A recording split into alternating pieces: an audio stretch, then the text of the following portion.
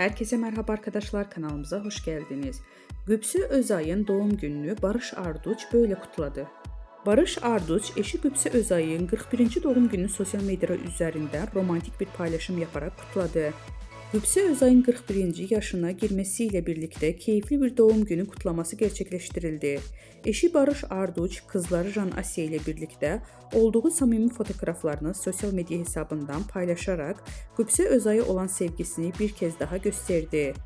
Özay'ın doğum günü kutlamasına dair sosyal medya paylaşımlarında coşkulu 1.41 iyi ki doğdun notunu düşerek mutlu anlarını takipçileriyle paylaştı.